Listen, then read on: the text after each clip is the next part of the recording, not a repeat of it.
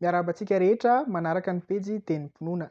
Natao izao vidéo androany izao hanazava ny antom-pisiana, ny antony ijoroan'ny pejy, ny anton'ireo publication efa nisy sy ny anton'ireo mbola ho avy rehetra ihany koa. Te hitondra ny anjara birikinay izahay amin'ny famerenana ny Kristianina malagasy hifototra tanteraka amin'ny Soratra Masina, ny amin'izay rehetra inoan'ny sy hambarany ary indrindra ampianarany mahakasika an'Andriamanitra. Hanentana ny olona ihany koa tena tia Tenin'Andriamanitra hamaky, handalina ny Tenin'Andriamanitra ary indrindra ametraka azy ho fahefana faran-tampony amin'izay rehetra inoan'ny mahakasika an'Andriamanitra. Discernement biblika ilay tiana ampitaina sy voizina eto amin'ny pejy. Ny contenu an'ny pejy ankoatran'ireo fampianarana an-tsoratra sy sary dia misy vidéo fohy tsotra 3 minitra ka hatramin'ny 5 minitra eo manazava fotom-pampianarana Kristianina. Misy ihany koa vidéo fohy 3 minitra ka hatramin'ny 10 minitra eo ihany ilay antsointsika hoe ndao resahana. Manitsy ara-tsoratra masina ireo karazana hevitra voizina atao anatin'ny kristianisma na any ivelany nefa hita fa tena tsy mifanaraka amin'ny fampianaran'ny Tenin'Andriamanitra.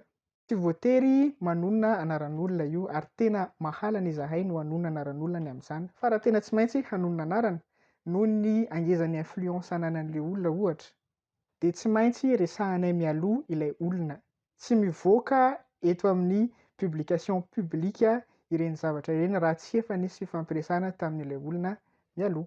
Matetika aza dia lava kokoa noho ireny ny fanamariana lasa any amin'ilay olona fa efa fintina ilay vidéo hitanareo eto ireny. Ampanajana tanteraka nanaovana izany, ampahendrena, ampitiavana, tsy miady amin'ny olona isika sanatria fa miady amin'ny hevitra.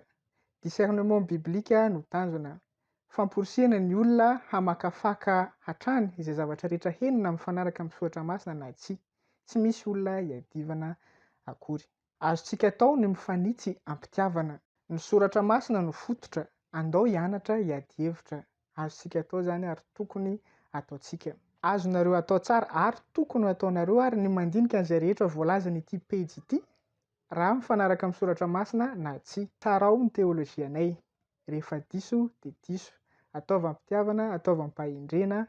Ny Soratra Masina no indraindraintsika rehefa manindraindra ny discernement biblika isika dia tonga amin'ny tanjona izay ireny pejy ihany isika rehetra. Fa ny tena tsy azo ekena kosa dia ny mampiasa fanambarana ivelan'ny Soratra Masina hampianarana ny Kristianina. Izay ny tena toerin'ny pejy. Izay sy izay no anton'ity pejy ity. Raha misy fanontaniana aza misalasala mametraka an'izany ao amin'ny hafatra miafina.